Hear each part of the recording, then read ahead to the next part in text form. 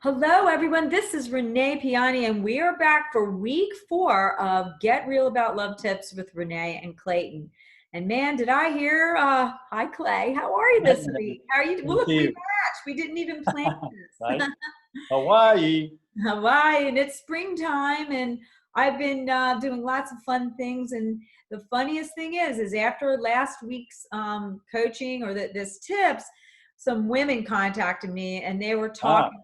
The women contacted me, and they were a little upset because they're like, the men need to get their shit together. The men need to like wake up and be able to deal with it. I mean, did any of your people that saw your video comment about that?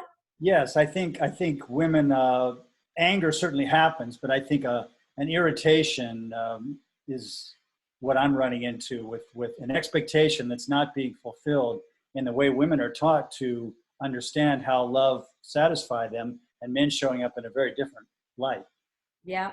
Well, we talked about what we were going to talk about today, and I wanted to say we went through the book. We were talking about my book, and I work with so many empowered women. If you're one of us, yay, Wonder Woman. I literally go to conferences and I meet all of these women, and they're like, I want men to step up to the plate, and I'm like, well, what does that particularly Yeah. mean? What does that mean exactly? Well, that means that they want to, they think that men are going to know exactly what they want, like right away, you So know? they're asking men to be kind of clairvoyant about, before this dialogue really gets going, because every couple is unique. I have a different way of training than you. If we don't Yeah, talk about it, how can we hope for success in any shape?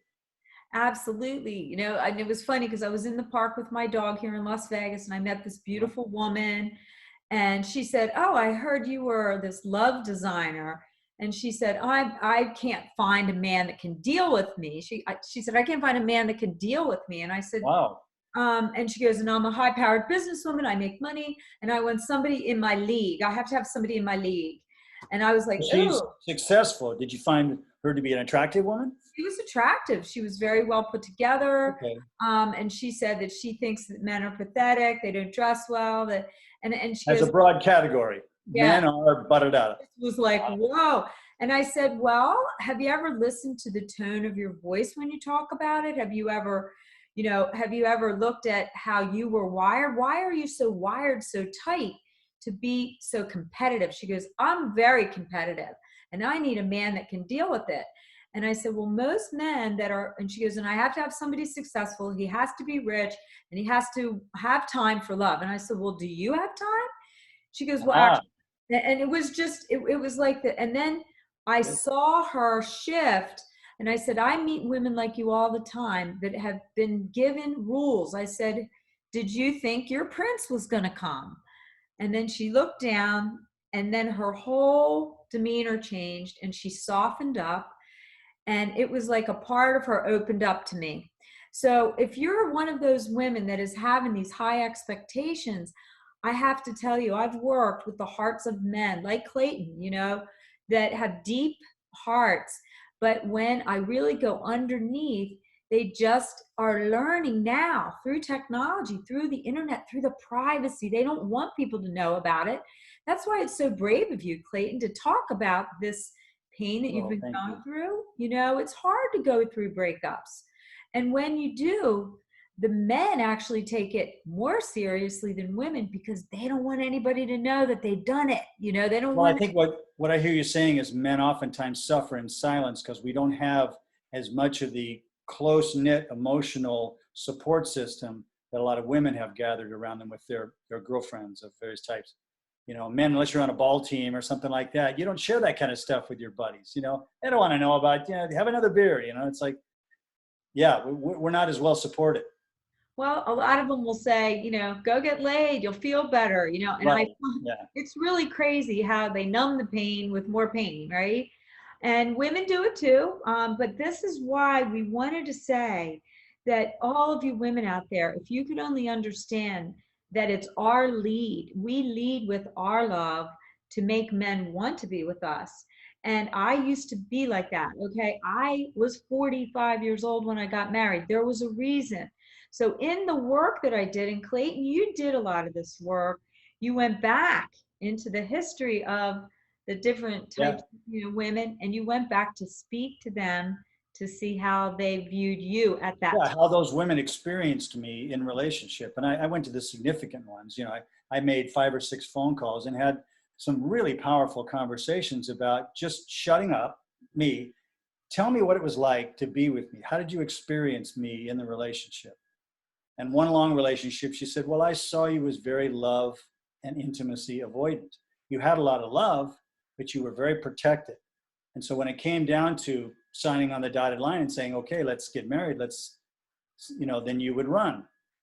So I could see there was some duplicitous behavior in me that I was largely unconscious of. Now I'm talking, 30 years ago, Yeah. but the pattern has persisted in certain other ways. Well, those patterns are they do come from your role modeling or things that you've heard or said you were told when you were young. There was a male client who married one of my very good friends. He was 62 years old when he married her. And he Wow. came to my book signing and I said, "Can I ask you a question? Who were your role models?" Right? And he said, "My father took me into the garage with my brother and he said, I want to let you know that women will steal your money. They're going to take you to the cleaners there, and so you should never get married." And he goes, "The only reason I'm with your mother is because of you two kids, because I'm really not that happy. So women are going to steal Wow. from you." So he never trusted women and protected himself until he did some inner work to reflect that. Now he married a woman, good friend of mine, who was very self-sufficient, gorgeous, and she didn't want his money. She never Right. knew that about him until after she was married to him. She was a different animal, but what you're saying is resonating for me too, because I realize my father had a very difficult relationship with his rather crazy mother, who Mm, had been raised under very difficult conditions. She taught him a lot of insanity about women. She was very like bipolar. right. And so I think he communicated a lot of this mistrust. He loved the feminine. He loved my mom dearly, but he was really scared of the intimacy of it. So I'm really starting to see one of my imprints that's very unconscious for me as I go into a relationship with a perfectly loving gal. Yeah. Well, what I'm saying, all of us, I did not let men give to me because I was hurt. I saw the women in my family get hurt over and over and over. The cultures have different beliefs about money, love, marriage. So wherever you're from around the world, and I know Italians, they always say, "Oh, the men will do what they do." The women used to put up with that and, cheating and things like that. And I learned that. And take care of you. Take care of you. So who wired you? We want to know. And we also want you to know that men have it too. So the reason we're bringing this up again is to really go deep and ask questions about a person's childhood, about money. You can see the imprints pretty quickly if you're smart. Don't be angry at men, ladies. Be a part of the solution. They Yeah. are yearning for our feminine energy if they didn't have the right kind of mother, or You know, maybe they what were brought up by their mothers, right? is accepting and nurturing and saying, I know there's a good guy in there. A lady who comes to get involved with me, for example, it would be great if we had a conversation. She says, oh, your dad, what did he teach you about women? What do you come to the table with here? That would be not necessarily it'd be a vulnerable conversation, probably, if I was honest, which I would hope to be. But I think it'd be a really important one for her to sort of get an idea about what to expect. Yeah. You know? Well, as we go through this healing phase with you, you're admitting so many things. Each person in this world has to take a look at their imprints so that you come to the table in an open heart. All of us have them. I still have them. Today's my father's birthday, and I was thinking some of the things that we had to go through to heal some of our imprints over the Yeah. past. So we're going to continually be bringing you these topics to spark your interest, to make you look at your own heart and to identify these phases in other people. Yeah. So Please as share we with wrap us your thoughts. up, Clay, do you have any other words of wisdom? We have a few more. No, we need to wrap up, but I think this introduces a great topic that people can give us their feedback. Well, we'll see you very soon and have a great time and let us know your comments. Okay. Talk to you soon. Aloha. Let's continue. So, Clayton, let's go deeper right now with situation that you've seen with women you've dated? You have dated women around the world. You have had experiences with different cultures. Have you seen any signs of this prince training expectation in some of the women from different parts of the world? Well, yes, I've had the great fortune to work on 4 different continents, and I emphasize that just like no two men's training is exactly the same. It's the same for women. The culture, for example, of India, so many marriages are arranged by the families. You don't even get to pick. Mm-hmm.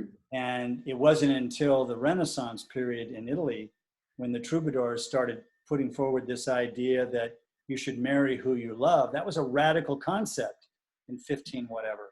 That's true. Because it was an economic driven situation before that. And gradually that caught on, has become the norm now in Western society, at least. So in Italy, I have found that a lot of women are anxious to emulate the American model of this. Italian women are very intelligent. They're very powerful. They recognize their feminine power, I think, generally. But they're still learning quite how to balance it with the expectations of Italian men, who have oftentimes a kind of a condescending or a misogynist attitude towards, not that they're supposed to be barefoot in the kitchen, but that they're supposed to be submissive to their man. And so there's been a kind of a more delayed power struggle that happened here more in the 60s and 70s in America, where women say, no, I want equal rights. I want to be respected. I want to be an equal with you. And that's a shockwave through Italian culture. Yeah, and many of the Italian men, even in America, I actually married a guy that's half Italian, but he had been with 2 women before me. Hello. That kind of got him used to the independent woman. Thank the Lord on that. But it was still what he was saying, and a lot of the men, ladies out there, I'm going to invite you, wherever you are from around the world, Clayton and other men we're going to have a man panel discussion with men of all different age groups so that they can give you their perspective. When you hear a man's perspective, it's completely different than what we think. And after, it's really good. It's really great when women just, like a fly on the wall, just listen to what men are thinking, who have the willingness to be vulnerable and objective. I think it's very powerful for men to really hear women in that context too. Yeah, it's interesting because when I was teaching men, the first question I would ask was, who were your role models and what's the first thing you think about marriage? And you know what they said? They said, ball and chain, to be losing all of my freedom, to be confined to sex with one woman for the rest of my life. I mean, it was shocking. And I have all the papers. I used to make them write them down so that they didn't have to speak it out loud because they didn't want to embarrass themselves. Yeah, sure. They would throw them in and I go, oh, commitment. You don't want to have to be tied down to the same woman, to be castrated by women. Like, it was unbelievable. I would say that was a shocker. And that was back in 1992, ladies. I've been teaching men. And when I walked into that room, Clayton, that was the time when I realized that men had not had Prince training, and I decided to become that person, right? And it has healed all of my wounds about men. And the women, all you women, right now we're going to have to end this part of it, but the women that get the men are the women that are kind, they are understanding and patient with men. Wouldn't you say, Clayton? Well, I would. I think there's the social dating, social online dating has made it a high-tech, low-touch society. It's really challenging now to engage with someone in a warm, authentically feminine and masculine without being hyper-feminine or hyper-masculine, but to meet each other on a level playing field with mutual respect, come from a loving and nurturing place. I think you can't go wrong with that combination. But it's really challenging for a lot of people who haven't had training. Yeah. To get there. Yeah.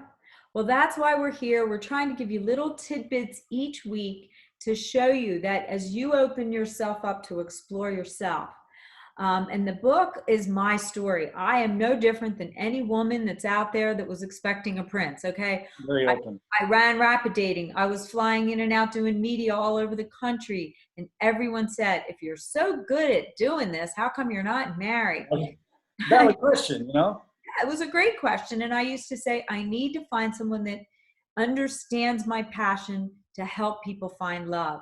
And I did find the perfect man. Now, I've been with him for 18 years.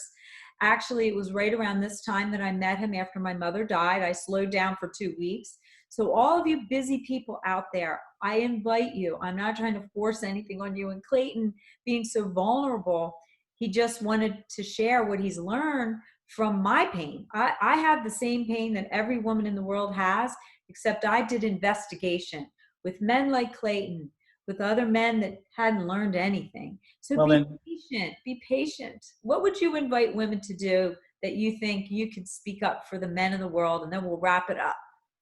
well, to really look at yourself, what am I expecting my man to do? Am I expecting a blue prince who's going to ride in on his white horse and make my life all wonderful? He's basically going to bring me my happiness like a package. You know, I think it's a very naive expectation, especially in this modern age where we've got so much virtual relationship and men are not really learning how to be that prince. So you're setting yourself up for failure. I notice in my life that I've had this tendency to protect myself emotionally by getting involved with and trying to force something to happen with women who are emotionally unavailable for whatever reason. It may have little or nothing to do with me. And Yeah. so I have to take a look at myself about what I'm coming with and get real about love. Oh, well, everyone out there, if you are interested in working with me from around the world, I do free consultations and I have classes, and I'm going to be setting up a book for Italians. I'm going to convert my book into Italian for you. It might not be perfect, but it will give you the blueprint to open your heart to true love. So I hope you enjoyed this, because it's really up to each one of us. The busier you are, the more successful you are, makes you more vulnerable to make decisions quick, because busy people want, the people call me and they go, I want you to find me somebody. And I said, you need to do the evaluation. I can only give you the tools. But when you do finally really know yourself, and then you're so clear that you will not miss a sign that something isn't going to work out. So we're going to be talking about some of those signs in future shows. And Clayton, let's wrap it up and wish them the best of luck by being open with their heart. Get real about love. Come join us on Saturdays right here on IGTV. And all right, see you soon. And please comment if you like this show, because we're here opening our hearts to help you find real love. so long, Renee. Ciao. Bye. Bye. Nice to see you. See you Buona next. giornata.